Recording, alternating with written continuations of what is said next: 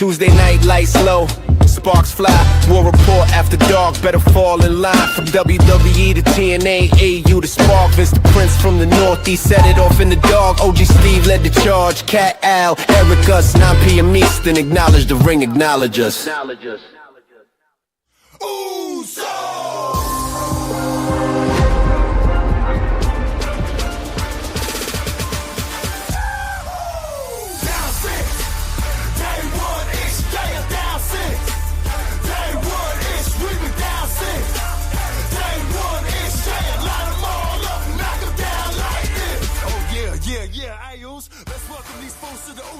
I hope there's somebody that's excited to hear that entrance music, because it's not me. Welcome to the War Report, everybody. Oh, my word. The War Report After Dark, we do it every Tuesday night, 9 p.m. Eastern Time. I'm not sure where Steve is, because he gave us the StreamYard link, so we usually assume when he gives us the link like that he's going to be here. So if Steve comes in, we'll pop him into the room. Otherwise, it's going to be Vince and Al today, talking all things wrestling, all things WWE, AEW, etc. And we are heading towards the conclusion of the King and Queen of the Ring tournaments. We're headed towards AEW's Forbidden Door. What is the pay-per-view? Is there a pay-per-view that this... it's Night of Champions, Saudi Arabia on the 27th. So only 4 days away, we will see the conclusion of both the King and Queen of the Ring, as well as a full card of wrestling for Night of Champions, headlined by 2 world title matches, Tiffany Stratton defending against Jade Cargill, and Cody Rhodes defending in a triple threat match, Gunther versus Sammy versus Cody, plus a bunch of other stuff that we'll get into. How you doing today, Al? I'm doing good. I'm chilling. Excellent. It's a lot going on. Feuds happening. I did enjoy the ending of Raw last night. Yeah, so we can, there's stuff happened on both. I mean, SmackDown was wild because, how often do you have a world title match on SmackDown nowadays? Not very. That's very rare. Of course, it was going to come out with a screwy finish. That's just the way it is. Doesn't it always? Yeah.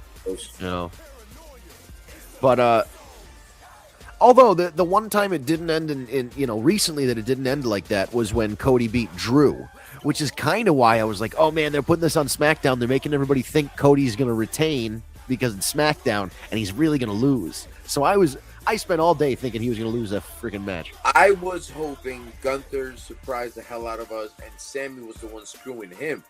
But then he turned out to, I mean, look, did I hate the ending? No, but I would have loved it for him to be screwing Cody. Yeah, I mean, I feel like now, and we'll do a full SmackDown recap, but this is the important part of SmackDown here. With the triple threat in there, and with the way Sammy is acting, I feel like Gunther might be able to steal one on Saturday. That might work, and that way, you don't pin Cody. He could pin Sammy. There could be a moment where like Cody finally snaps on Sammy and starts beating him up, and he's so focused on Sammy he forgets Gunther's behind him. Or do you put it on the hometown hero?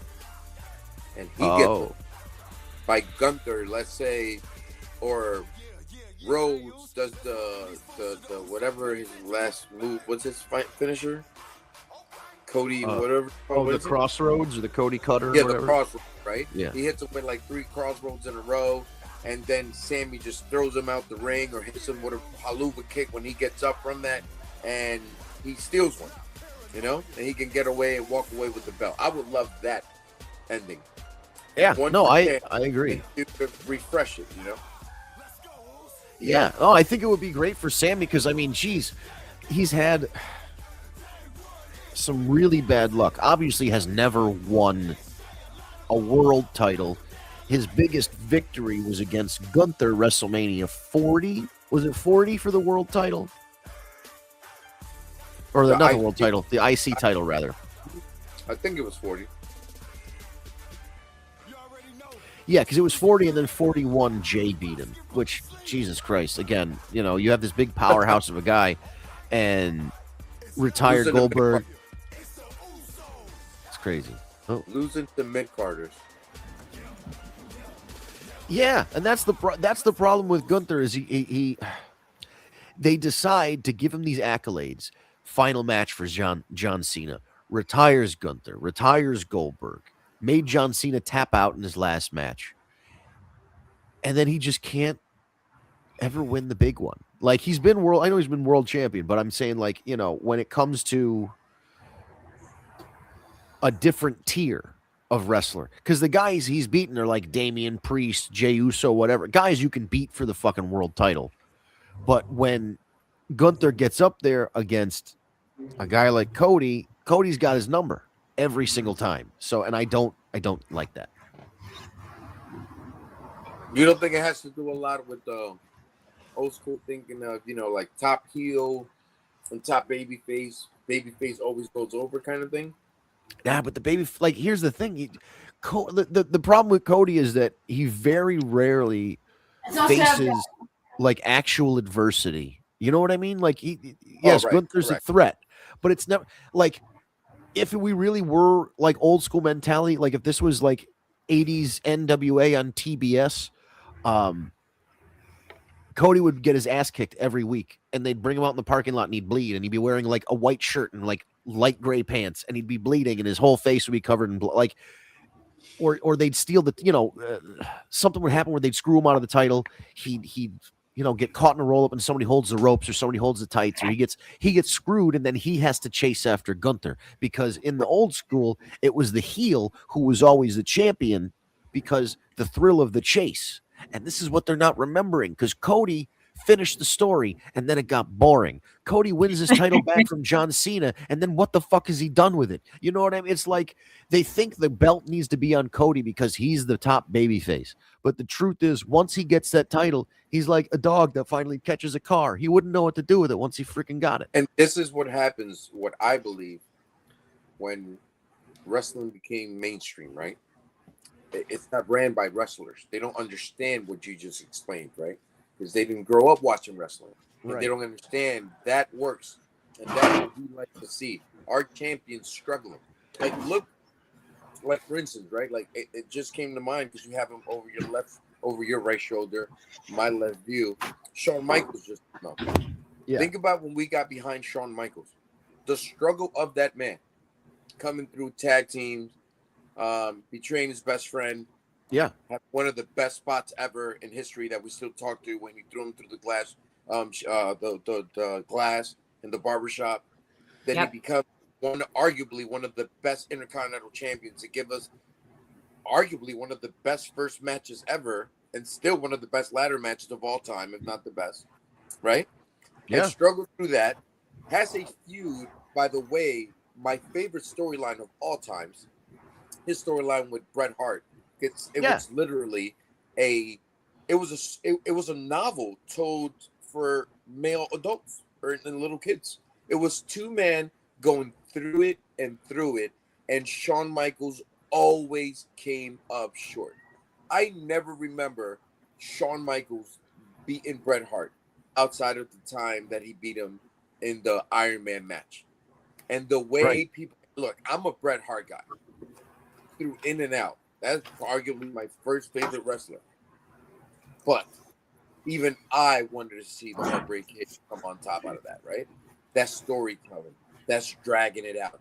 And you're right. They're forgetting that. And when you have somebody like Cody that all they're thinking about is, well, if we take the belt off of him, he's going to lose merch. It's not going to happen, bro. That's not how wrestling works. That's not what we do out here. But here's the part that irks me about you both are 100% correct.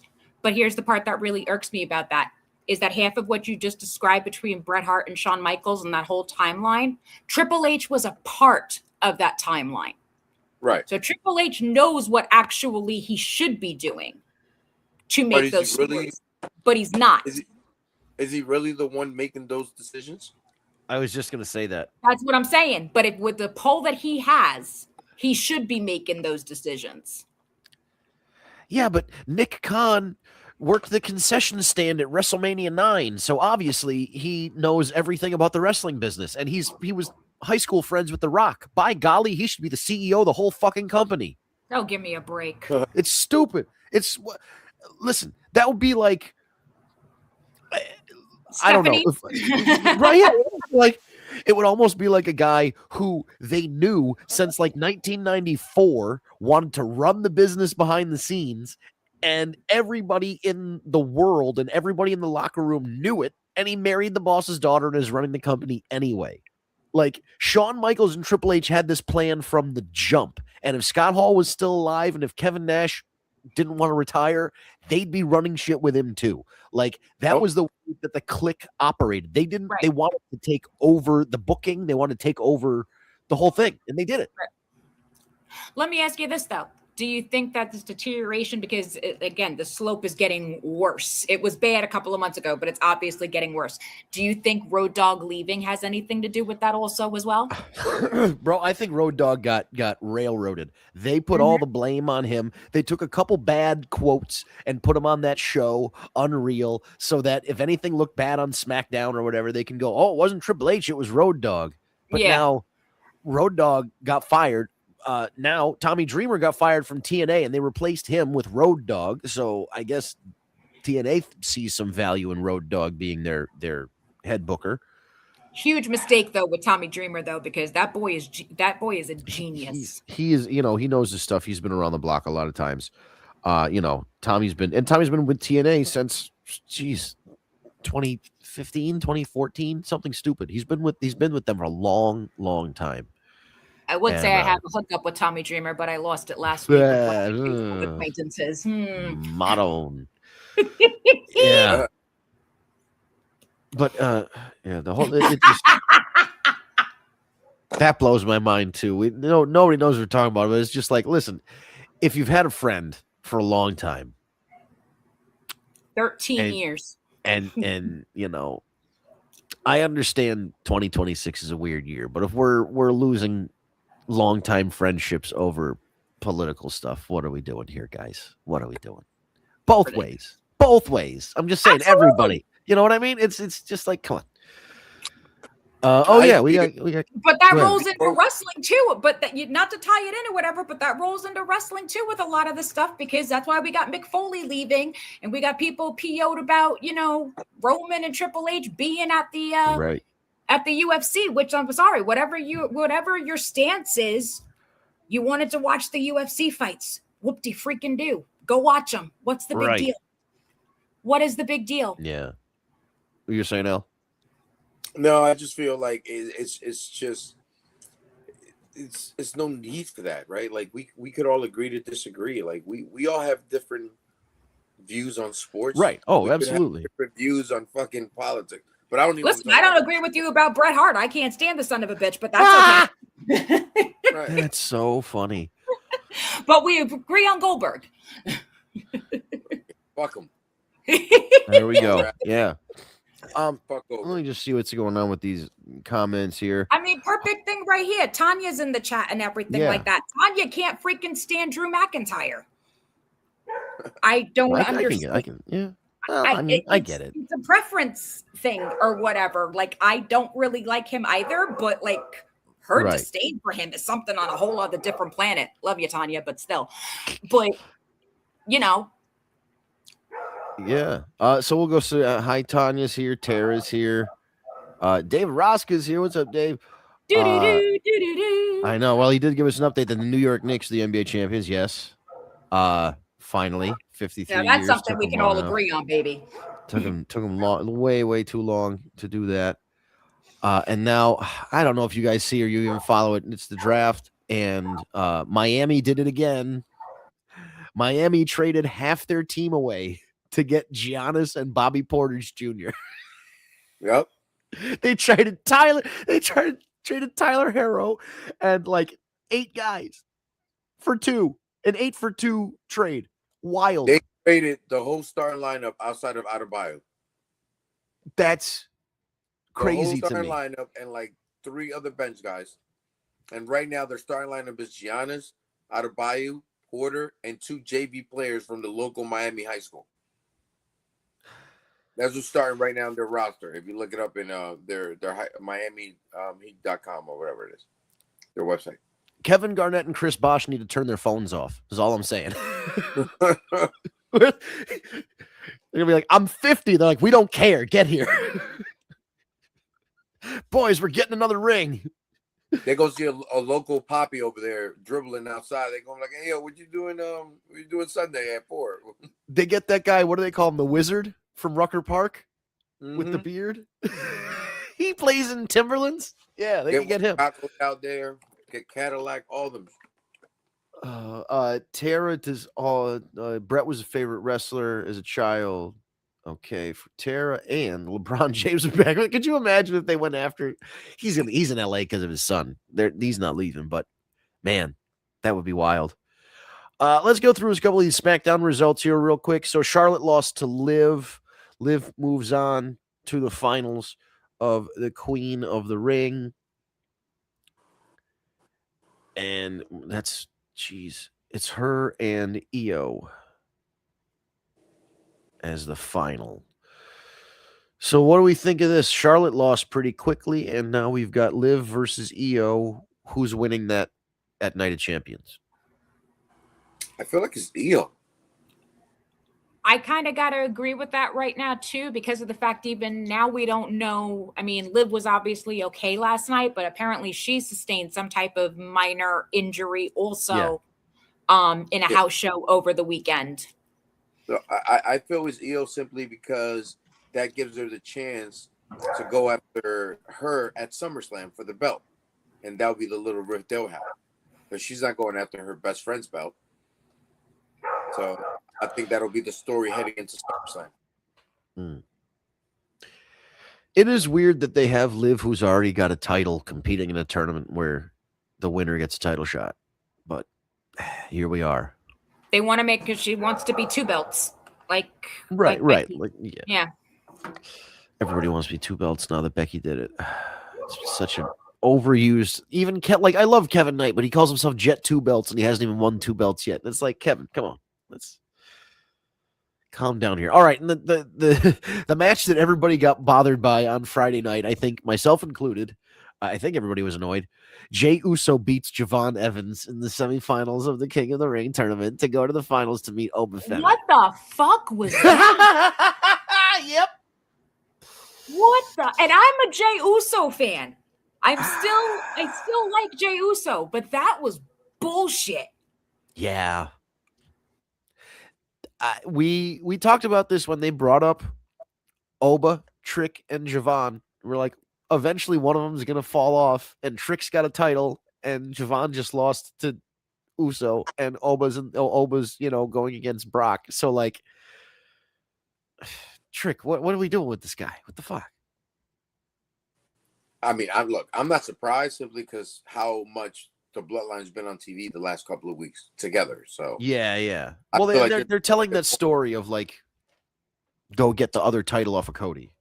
Correct. Like he'll be King Jay, and he's going to go after that other title, obviously. And they're going to try to reign supreme. So I see Brock Lesnar coming out somewhere. I think so. Because King Oba sounds great, but I don't. Listen, Oba can't be. He can't lose clean to Jey Uso. No, there's no way. Yeah. No way. No way, it's clean. The only person that could beat him clean needs to be like how Brock Lesnar did it the other time or whatever. But there's no way that Jey Uso wins clean over Femi. No, exactly. Let's clean up some of these. David, Nadia Comaneci's 50th anniversary of the Perfect 10. Oh my gosh. He wants Liv. She's the best in the business. Tara wants Io.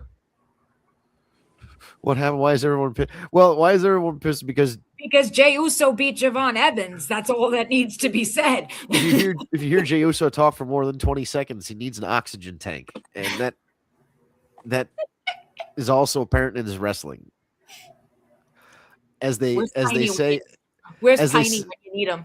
Right. Well, you remember the beginning of Pulp Fiction when John Travolta and he's not fat, he's Samoan. He's got to wait for it's genetic. You know what I mean? It's like one of those things. Like, listen, I'm not going to knock him. It's genetic. He's not fat. Like, Tony Rocky Horror. We threw him out a window. You know what I mean? Like he's just got the Tony Rocky Horror body. That's all it is. Oh my God. And of course, Big Jim. Everyone, please like, share, and subscribe to Laughable Advice, Vince's new podcast on YouTube. Yes, of course. Go. All you got to do is search for that Laughable Advice. You'll see it. It's the only one. It's literally. I did good, man. I picked a name that nobody else had. Look for that online, and I'm the only one. So go subscribe to the podcast. We need to talk about some of those chicks, by the way. Just saying. Dude, wait until you hear the next couple episodes. Me and a guy who's he's a 40-year-old improv comedian. He's divorced. He's got 2 teenage kids, and we just go through the list of like, oh, did you ever have this happen? You ever have this happen? He's like, my girl pulled her car next to mine in like a T-bone shape and rolled down the window. She's like, I'm gonna kill you. He's like, what? Funny? No. So yeah, Laughable Advice on YouTube, Audio Boom, iTunes, all that crap. Go give it a listen. Ricky Saints beat Carmelo Hayes to become #1 contender to the United States Championship. This might be the first match Ricky Saints has won in, 34 months or whatever. I know he was an NXT champion, but still, like, it feels like he can't buy a win, and now he's #1 contender to the U.S. title. Didn't understand that one either. Upset about it.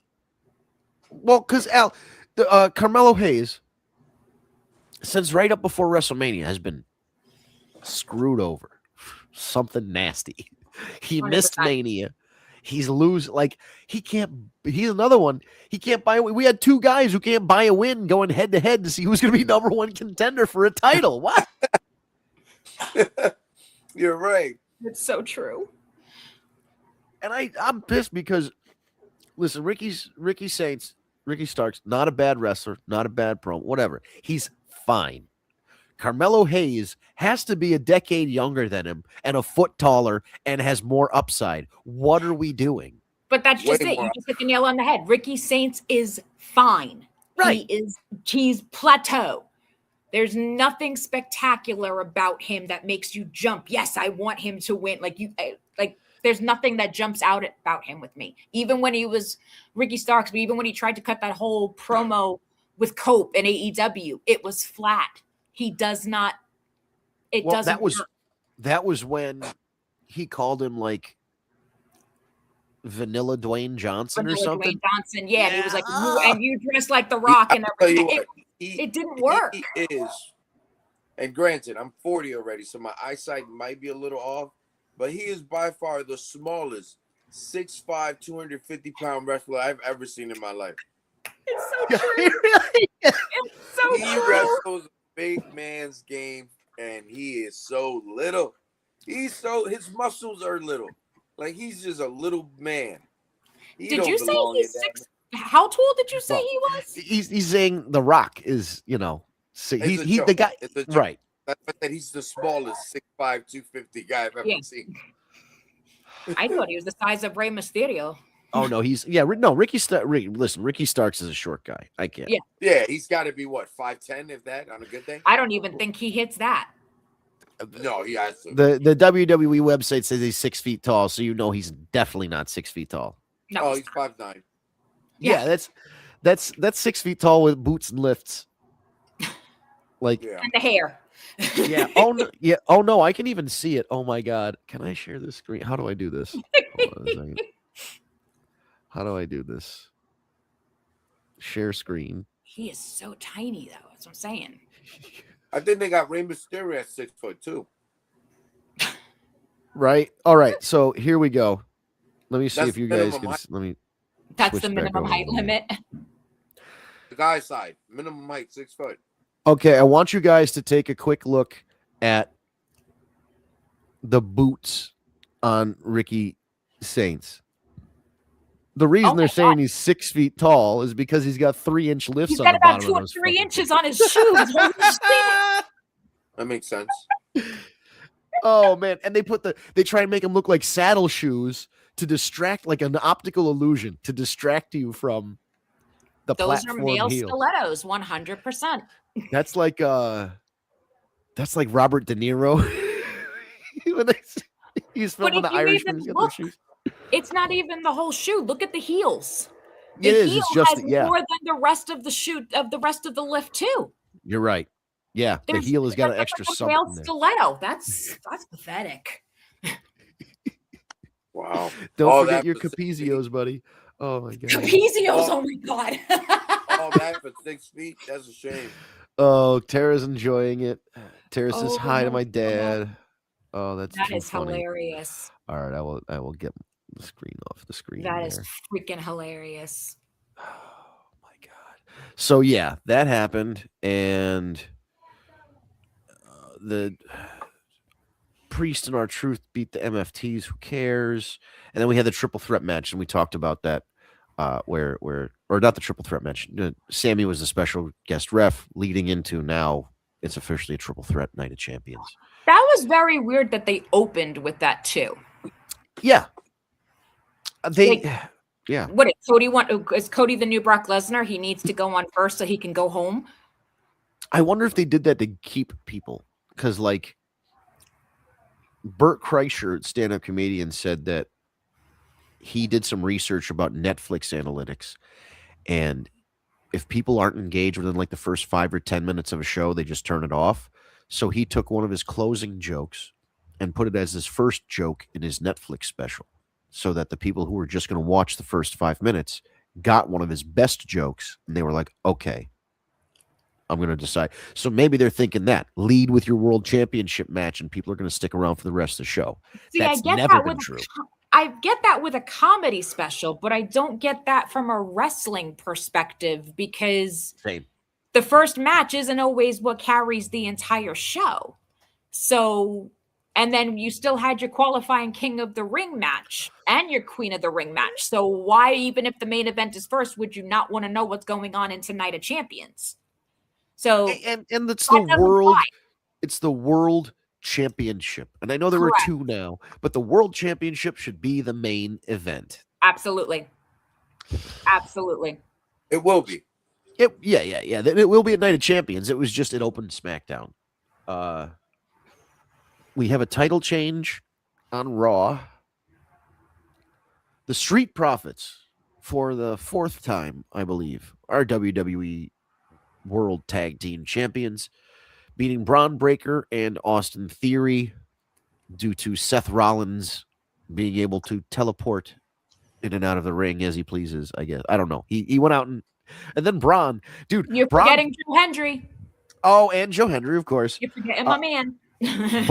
But the interesting thing, the thing that I took away from all of that was when Seth ran into the crowd to get away from Braun. Braun runs and jumps and clears the barricade with his 2 feet, like vertical jump over the barricade. You know, people usually do it like the Dukes of Hazzard, sliding over the top of the hood. They'll do one of those things. He cleared this.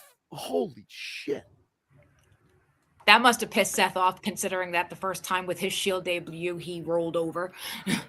Oh yeah, he rolled over and fell. Oh, Mhm. yes, definitely Terry. So we have these new tag team champions. A pretty good match. I mean, what are they going to do? Because the tag team championships weren't meant for Braun to have. Like Braun has to do this thing with Seth, and with everybody else being out or not available, you can't have. Yeah, it just had to change.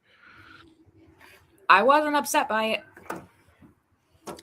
LA Knight defeated Jimmy Uso. Solo Sikoa comes out in his red suit and like the picture again. I'm gonna have to share my screen again. They picked the perfect picture for this segment on the website. Raw results. That was another who cares moment, though. I did not care 2 shits. But look at the face. Hey, He's like, "Hey, buddy." hey, bro, how's it hanging? It's great. Yeah, it's another who gives a shit moment, but That's funny the picture. new family portrait in Rikishi's house. They should frame. They should really frame They that. should frame that shit. They have Danhausen's laboratory. What's left of the Judgment Day. Vince, I Talk just to realized you and I Dana. have the exact same haircut going on right now. We do. We definitely do. And I just got it trimmed up the other day. Well, I got the same one too, guys. You just can't see me. You take a little more off the top. I have the same exact cut. Vince just saw me before we got on. Same. That's cut. right. It's all. He's got it twisted like that. Ponytail. Yep. Just like that. He's going to Jamaica next month, and he's going to get cornrows. Only one half, though. Only one half. Yeah, that's the move. You joining the bobsled team while you're down there? Half an afro reminds me of Fast and the Furious. Yeah. Ludacris. Oh yeah. Ludacris. Luda. Io beat. Io had a promo with Liv. Not beat her. She drop kicked her out of the. Yeah. Io Sky drop kick women's champion out of the ring after the promo. Yeah, I mean, I think Io should fucking win this thing. Absolutely. Amen. Should be. We got more Lucha Libre stuff with Ethan Page and Dragon Lee, and I don't know. He doesn't like his mask. He's playing with his mask, tying it to the ropes and shit. Okay. There's all kinds of stuff, shenanigans going on here. I really thought they were going to keep Chad Gable in the lucha scene. You know what I mean? Like he's doing his other thing now, and it's good. But like I thought with the way that these lucha guys are getting beat up, that he was going to end up teaming with them and being like, hey, I respect you guys now. Let me help. Yeah, as opposed to like making the apology to Otis, Maxine, and Akira Tozawa. Yeah. Now, did all of them reject his apology or just Maxine? Originally, Otis was going to shake Chad's hand before Maxine stepped in. But we've seen Maxine the past couple of weeks, chatting it up with Austin Theory. So is it have to do with the Austin Theory thing that she did that, or did she sincerely mean that or whatever? Because Otis was still kind of on the fence about it before Maxine and Akira walked out the ring, but Otis was thinking about it for a minute or two. Yeah, I saw that, and I feel like that's going to be, that'll be the tension there. I think ultimately it would be better for Maxine to be away from that. Yeah. I mean, who gives a shit? It's Maxine. It's not like you're losing anything. But I think Chad making it right with those two guys. Especially Otis. Yeah. Right. Especially Otis. Like that's big. And listen, she's not wrong. No. You know what I mean? He was a heel at the time, and he treated them pretty poorly. He treated all of them pretty poorly. So she's not wrong about anything that she said about him. But the guy is coming back, admitting that he, upon further reflection, like he realized what he was doing was wrong, and he came out and he manned up and apologized. So like everybody was fine in this situation. Everybody's acting the way they're supposed to act. So we'll just see how this washes out. Right. Yeah, and even Tara said, yeah, she grabbed. That's right, because I remember Otis was standing there almost like he was going to shake his hand, and then she snatched it from him. Like, I would have almost liked to see it happen just there. Like, just do it. You're already in the ring. Have the other two guys forgive him. Have her slap him in the face or something, and leave. Like, let's right, because she could have gone into the whole thing of joining, the vision or whatever she was going to do. Because that's where we're headed anyway. You know what I mean? Well, like, we're headed. What if they're using them to make that move even more securing for her, right? Like, because she's been dabbling with Austin, talking to him. Now she wants these guys to back her up, and they're eventually gonna forgive him. But she'll be the only one not to do it, so she's gonna step back and go with Austin Theory. I think it's part of the story why they're doing it this way. Right. It is, but I agree that I would have liked to have at least seen Otis and Chad made amends, and then it continued more with that. Then you would have been cutting the cord right away because she would have had to leave now. Maybe they're brewing it. That's what I'm thinking. Get into a slow brew.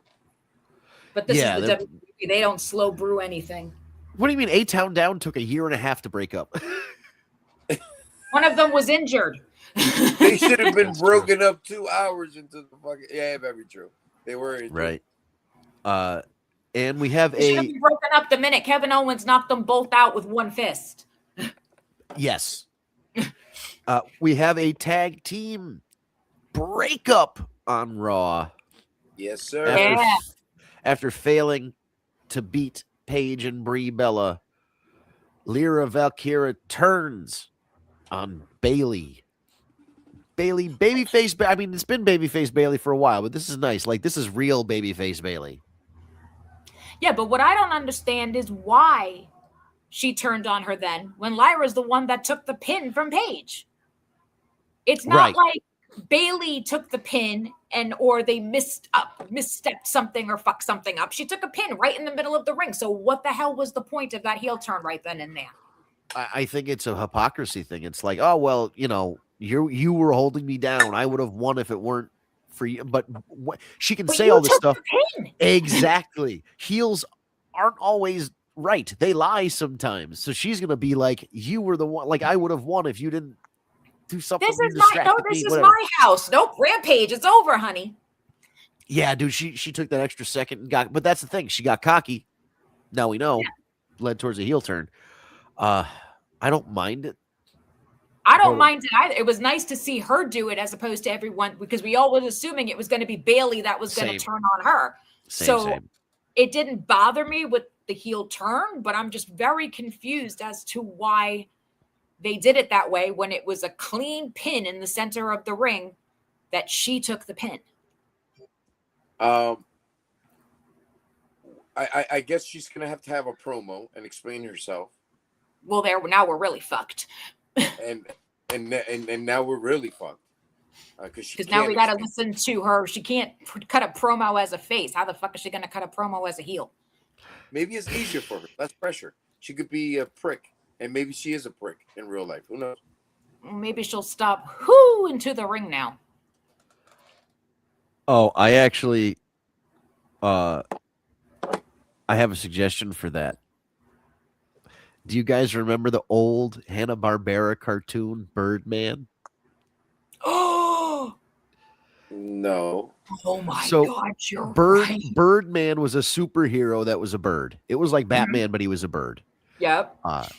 But at the beginning of the show, like his catchphrase, whenever he was about to jump into action, or like at the beginning of the title music, he would go Birdman. So I think she needs to go Bird Girl, and just that's her thing now. Like she just is like make it over the top. I talked about this last year. She should be backstage eating worms with the boogeyman. Go full Bird Girl. Sit in a tree. You were coming out to Coco Beware's music? Yeah. Oh my God. Bring out Coco and Frankie. Holy Frankie's shit. Dead. I know, but you can. But Damien's been dead for 40 years, and every time Jake brought out a snake, they just called it Damien. Okay? Oh, there was Lucifer, there was Revolution, there was a whole bunch of other ones. I know, but when he's in a high school holding an orange or a yellow snake, and they call it Damien, it ain't Damien. Lucifer is who bit Macho Man Randy Savage. Get it right. And then he died. The snake. And then that's I love that because that whole story, and Jake's just, and Jake's already got the gravelly voice. And he's like, Macho Man came up to me in the locker room. He said, have him bite me. You're going to have that snake bite you. And don't you go moving. Sit there. 10 minutes. I want to make sure the poison goes through your body and you don't have no antidotes or injections around. He's like, I got this. I have to stand here to snake. Because I guess Randy Savage was the one with the poison in him. He killed the fucking snake. Dude, and then they tried to do it again in WCW with Jake. Jake was holding the snake like he was gonna. It was like 94 or something, 93, 94, like right after he left WWE. He was holding the snake like he was going to attack Sting or someone, and they hit him from behind, and he was supposed to like go like this, like, oh no, you hit me, and then the snake bit me, but the snake didn't want to bite Jake that day, so he's just holding it like he's holding the snake against his neck, and he's like, come on. Do something. And he's putting it on his cheek. He's like, and then finally he holds the snake by its mouth, so it doesn't matter. He holds the snake by his mouth and goes, "Oh no, it bit me! Oh God! Oh look, it got me! Oh no!" You were talking about before how the barbershop was one of the craziest things that ever happened, or whatever. Like with the heel turn. I swear to God, I don't think I have ever cried as much watching anything as when Jake had the Macho Man get bit by that snake. I freaked the fuck out watching that as a kid. How old were you? 11.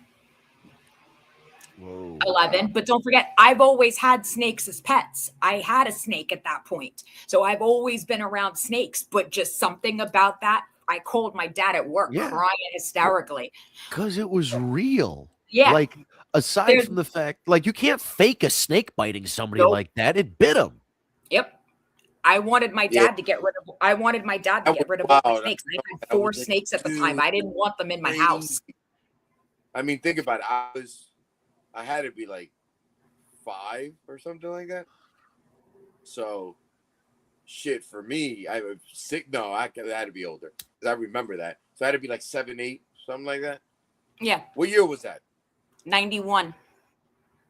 No, 92. 92. I'm sorry. 92. So I was 7. Jake and Macho was 92. It was that late? Yeah, because it was right after Randy Savage and Elizabeth got married at SummerSlam. He hadn't been reinstated yet from losing at WrestleMania 7. You're right. I don't know why I put that in like 89, 90. Yeah, like, so WrestleMania 7 happened with the match with him and the Warrior. They got married at SummerSlam. The bite incident happened just before Survivor Series because he didn't wrestle in Survivor Series. He wrestled the following week at Tuesday Night in Texas when Jake slapped Elizabeth in the face. That's right. And you had to call into the 900 number and vote on whether or not you wanted Macho Man to be back. Yep. Reinstate 1-800-reinstate Randy. I called it one too many times. $2.99 a minute or whatever it was. But I had 4 snakes in my house at that time, and I wanted my dad to get rid of all of them. Wow. I didn't want any snakes in my house because I was petrified that was going to happen. Have you had a snake? Oh yeah. Oh yeah. I've never owned snakes, but like I used to go to the science center around town here when I was a kid. Like I would go to like their summer camp and stuff. So I know my way around a reptile or two. I haven't had one in a long time. Like I have a gecko now, but yeah, like Justin. Oh, that's cool. Yeah, Justin won't let me have snakes. With the way that my new cat in the house, Gus, like if I crinkle a potato chip bag or like I stick my hand in a McDonald's bag to get some fries and he runs from the complete other side of the house. If I had a gecko or a snake, the chances of him just flat out eating it are almost 100%. Well, I kid you not, Spock likes to like lie near the sun and everything, and where my gecko's tank is or whatever, it's giving him natural sunlight. He lied on top of the gecko tank one day, and Gabby comes running in my room freaking out, going, Spock's in the tank with Chewie. He broke through the netting and was literally in the tank with my gecko. Freaked the shit out of me. That's crazy. My gecko's looking at him. They didn't try to eat it?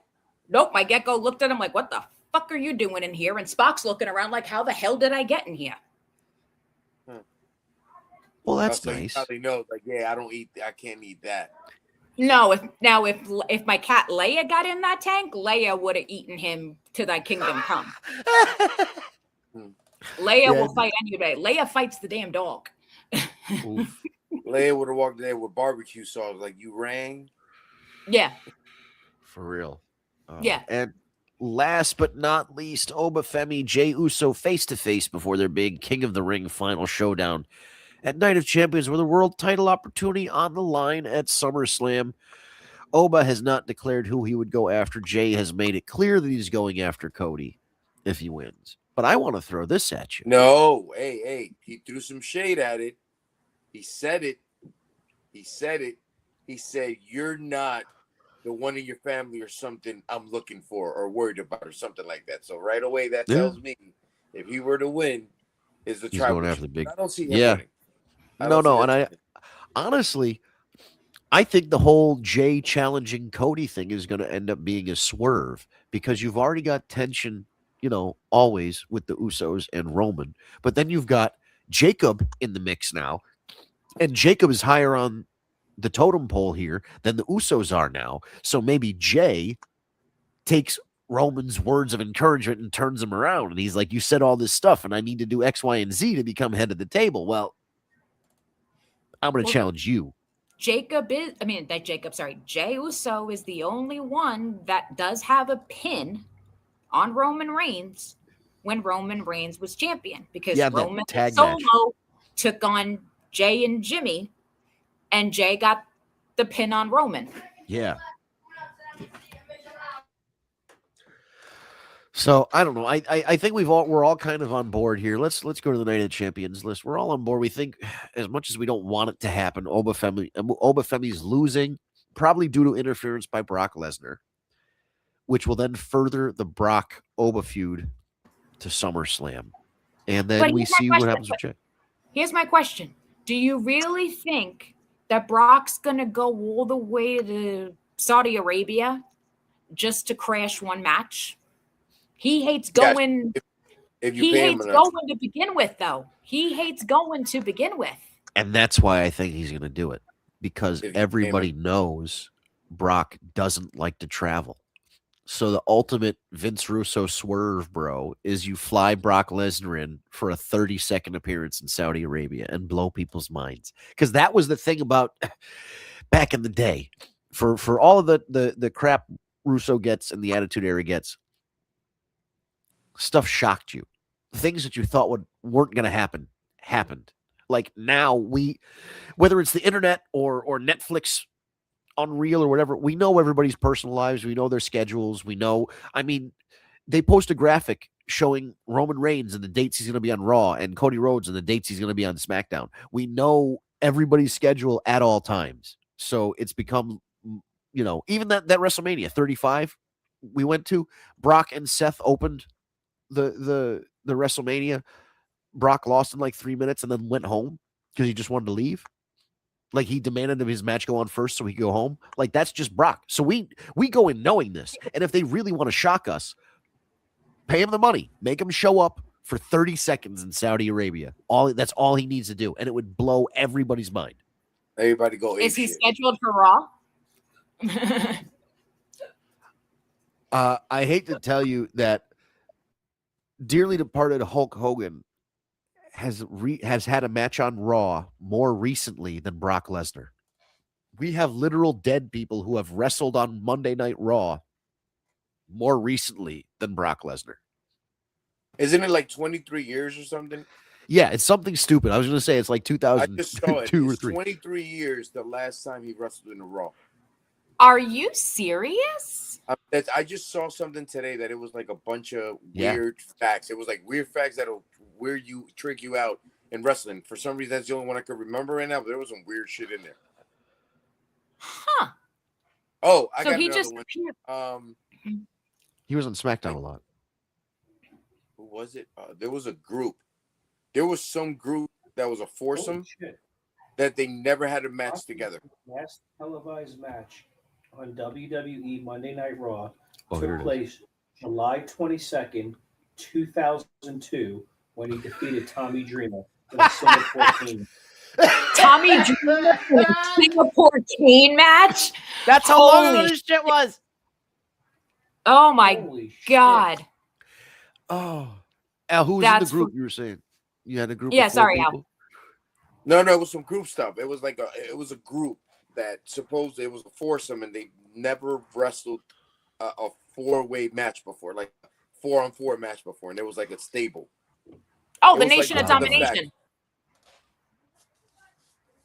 I don't know if it was them. Eventually they had a 4-way. A lot of I mean, we never got the Shield triple threat. That blows my mind. Never? No, they wrestled 3-on-3. No, we got it the one time when Dean Ambrose was leaving on that one-time special thing. Not the one where Kurt Angle replaced him. It was the final match. The final match. Right. What about the match? What about the match against was it Batista, RKO, and Triple H? When they fought, it was them against that was a 3-on-3. Yeah, but I'm saying we never got the match everybody was trying, thought was going to happen was a triple threat for the world title between Moxley. Okay, I see between what you the mean. three of them. We never got that match. Yeah. Nope. No. No, because someone was doing whatever, or someone wasn't, or someone I was gonna say someone. Had it was cancer, always bad timing because Roman would Seth would be injured, Roman would fail a drug test, Roman would have to go in for chemo or whatever, and it was just like the timing never ended up working out for them having that or Dean Ambrose wasn't hot enough, like right, yeah. But then they had the Yeah. weird thing where there was one night where Yep. all 3 members of the Shield were WWE champion. And it Yep. ended with like a Money in the Bank cash in. And I think it was Dean Ambrose Dean Ambrose. Yep. ending the night as champion, which is wild. Yep. Roman came in, Seth beat him, and then Dean cashed in. Yep. And that was I like that a lot, especially, as a Dean Ambrose fan. But also like that's another thing, unpredictability. Even 10 years ago when the show was, still not great and pretty bland, but Element of you surprise. had stuff like that. Right. Elements, the little elements of surprise would help. So I think Brock showing up in Saudi Arabia, because nobody in their right mind thinks that Brock Lesnar is getting on a plane to go to Saudi Arabia Agreed. if he's not wrestling in a match. And even if he was wrestling in a match, he'd get there. I'm gonna tell you this much. I lost my fucking mind on the turnpike that Brock Lesnar showed up. Let alone in fucking Saudi. Those people haven't probably seen him ever. So like they will freak the hell out. They will freak out. Oh yeah. Let's clean up a couple of these comments before we move on here. Tara agreed with something we said. Oh, it made no sense. The Lyra Valkyria thing made no sense. David thinks Lyra should win the Intercontinental Championship again. We'll see. That could be on the docket. Eric thinks Lyra's now Angry Bird. That's a good one. And Ryan says Money in the Bank. What was that? Would it have been 2016? Maybe it was Money in the Bank. Ambrose won the briefcase the same night. That's right. He won the match the same, and then cashed in. Shit. The good old day. Because then SmackDown. I mean, dude, 2016 SmackDown. You had AJ Styles beat up John Cena. You had Moxley and AJ Styles. You had that 2016 SmackDown run was really fire. Good. Oh my god. We got a couple minutes left. Should we just? I don't know if anybody's been following AEW aside from me, but we are on the way to AEW Forbidden Door this Sunday. It's a good wrestling weekend. Oh yeah, and this one's got 1 pre-show match and 9 main card matches, including their version. Funny that Brett is back, was just back there. Their finals for the Owen tournament, which is basically their King of the Ring. Men's and women's for, let's see here. Well, first of all, we got Cope and Cage defending their tag team titles against the Dogs, David Finlay and Clark Connors. I think Cope and Cage got that. Yeah, they got to keep that. The Young Bucks, the Young Bucks versus Mystico and Mascara Dorada versus Shingo and Titan from New Japan. I don't know who's going to win that match. That match is going to be bonkers. I was going to say you can't pick a winner on that match No, because any one of those teams can pull that out of their ass. Yeah, Moxley's defending his Continental title against Bandito. I think it'll be a great match, but I don't think Bandito's beating John Moxley. Then again, you say that, and John Moxley will fucking lose to somebody like that. But no, he's not losing. Mox ain't losing. Shota is defending his IWGP Global Heavyweight Championship. He just won that from Andrade. He's defending against Pac. I think Shota wins that one. I don't think they're doing a title change. Thekla versus Starlight Kid for the women's title. Again, Starlight Kid's coming in from Stardom. She's not winning that match. The real, we got Kenny Omega, Zack Sabre Jr. Guys, Whatever. did you by any chance see? I'm sorry to cut you off because Yeah. Hear me? You're on a little bit of a delay. Go ahead. Did you guys see what happened? Did you see what happened in the after show at Raw in London? Oba what, versus with Seth and Brock, Oba? Oba versus Brock. With Seth and Oba? What? No, not Seth. Well, I think Seth was there, but it was Oba and Brock. What's his name? Braun Breaker. Braun Breaker, yeah. You didn't see that? No, I did. Yo, that was awesome. Oh, I I did. just saw That it was on my phone. fire. Mm-hmm. Oh my god, it was so good. They had a nice face off, and they started going at each other. You should Yep. Google it, Vince. It's awesome. Sorry, keep going. Oh no, I'll definitely, because I think that match will be good too. Zack Sabre against Kenny Omega. I feel like Kenny might put him Kenny over, but I Omega's don't know. Yeah. Yeah, Kenny should win. He'll want to put him over, but Kenny should win. The steel cage match: Team Briscoe against Team NJF and the Don Callis family. And if Briscoe's team wins, Mark gets an AEW World Title shot. If they don't win, he's SOL. I can't call that one. I don't know. Team MJF. Yeah, I think so. And then the two Owens, the men and the women. We have Mercedes Moné against Maya World. That was Maya World. So unfortunately, Maya World's brother passed away 2 weeks ago, and she came in as an injury replacement in this tournament. And then Tony Khan decided to make this into a Cinderella story, and she got upset wins the whole way, including against Ring of Honor Women's Champion Athena.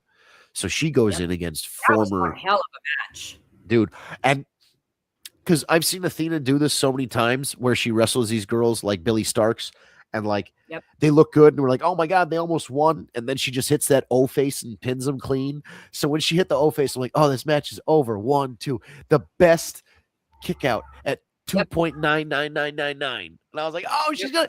Once she kicked out, I was like, oh, that's it. Maya's doing this thing, and she gets her, and oh, amazing. So I don't know if she's gonna have that kind of luck against Mercedes Moné, but it'll be a good match. I hope so. I want her to win. I would love to see that push for her.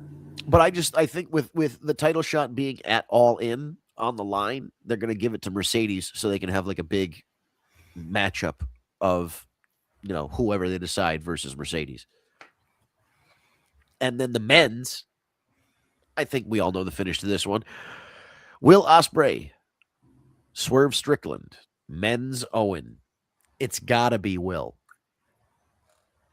See, I kind of think I'm going Swerve. They have this thing set up, Wembley Stadium, challenging for the title. It's like, it's all there. I know, but I can't go against. Dude, if he lost, it would be really interesting because it would almost. I would almost want, and this deprives MJF of a main event at Wembley, but he's already got one. But I think what should happen is Swerve. If Swerve beats Will, Swerve says, I don't want to wait until All In. I want my title shot at the next pay-per-view, or I want my title shot on Dynamite. Right. And he wins. And then it's Swerve with the title defending against Ospreay at Wembley. And then Ospreay beats Swerve. And that would be because we've already done Ospreay versus MJF for a lesser title 2 years ago or 3 years ago, whatever it was. So they already did. So I don't know if they're going to run it back, but I don't know. One way or another, Will Ospreay's winning the title at Wembley. I just don't know who he's facing, and I don't know how he's going to get there. I don't know. Like I said, just because of the fact I agree with you on the whole aspect of Will Ospreay, but whatchamacallit, Tony Khan loves to pull those holy shit moments out of his ass like that.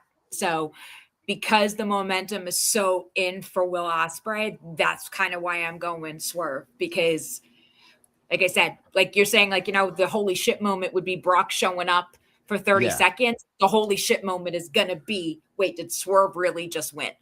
Right. And then how does Will move forward from here? And it would be, it could be big box office for sure. That would make, I think that would be a bigger storyline to progress with than just letting Will win. And I think you're right. They're selling it too hard that Will, he's like, I need to do this. I need to take the down home and go win it in front of my home, my home country. They're selling it so much that, there could be a rug pull coming up. That's the other thing. The home court advantage means nothing. Yeah. That does not mean that, like I said, people bank out, he's not losing in his hometown or anything like that. Yeah.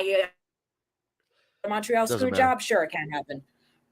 Yeah. All right. So real quick before we go, Tiffany Stratton, Jade Cargill, who wins?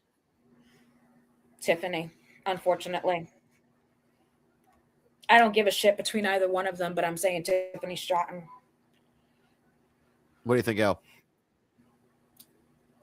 His thing up, he posted it in the chat. Oh, he's as things acting up. All right. Cody, Gunther, Sammy. I kind of got to go Sammy this time. I would be so on board with Sammy winning this title. I think talk about if we're. It sounds stupid because I just said this about Will Ospreay about not collecting in on the home advantage. I've been saying it for years that if ever Sammy's going to get that big title shot moment again, since he lost out on it the last time in Canada, it's got to be this time. Right? Yeah. If it's not home field advantage in Canada, it's home field advantage in Saudi Arabia. Absolutely, and I think it's time. Yeah, you know? it's been. Listen, if Drew McIntyre was just going to lose that title to Cody on SmackDown, then why couldn't Sammy have won the title from him at the Royal Rumble? And then somebody could have, you know what I mean? Like, it doesn't matter. If Drew wasn't going to WrestleMania, have fucking Sammy beat him. Makes no sense. Yeah, and you don't have to have an extended long run on Sammy. He doesn't have to be a champion for a year. Right. Just give him his freaking moment finally, because like you said, he got robbed when it came to Canada. He absolutely positively got robbed in that match with Roman Reigns because everyone was already so ready for WrestleMania. It was like, what the fuck is the point of us doing this to him? We know he's not going to win. Right. Yeah, that was frustrating. So now is the time to finally let it happen. And they've been boosting him up so much with this whole thing between, Cody for months now. This whole thing can't be, this whole new Sami Zayn change about Cody with the whole thing with Gunther the other night. This whole thing can't be just in vain for him just to lose again. And Tara agrees. I agree. He should win. Even if he's a heel, he'll still get a good pop for it. It would be stupid. I mean, we've been doing this with him for the last 3-4 months? So it would be stupid. It would be a waste of all the storyline with him just to get it and lose. Yeah. It's been years. But it's like, come on already. Yeah. It's been 2.5 years, 3 years since. Yeah. Yeah. Bloodline a while. Shit. Yeah. Just let him have it already. Steel cage match. Seth Rollins, Braun Breaker. Seth. Yeah, I think Seth should win. I mean, especially going into the momentum that just happened on Monday night, it's got to be Seth. Yeah, but I just wonder, has management given up on Braun Breaker in terms of like that WrestleMania match that he didn't get because of injury and like, is he now at that Finn Balor level of like, all right, you're good and we like you, but you're never going to be world champ? I'll answer that question after the Royal Rumble. That's true. I guess we'll see. We'll see in January. Depends on how if he could stay injury clear. Yes. The rest of this year without anything like, minor. I mean, like, the hernia thing or whatever. If he could stay injury clear, except for the minor wear and tear injuries and whatever investment they have with him going into the Royal Rumble, that's going to lead into what they're doing with him the rest of the year. But I think this Vision group needs to end. Absolutely. It is not doing Braun any justice. It's not doing Logan Paul, whatever. It's not doing Austin Theory. The premise behind it originally, even when they got rid of Seth, was okay. But there's too many injuries. Right. Bronson not being around. Make Braun, you want to still keep Paul Heyman on Breaker, that's fine. But it's time to break this group up. Yeah. Okay. And Trick Williams, Ricky Saints. Do we even need to ask? Trick Williams better win the fucking match.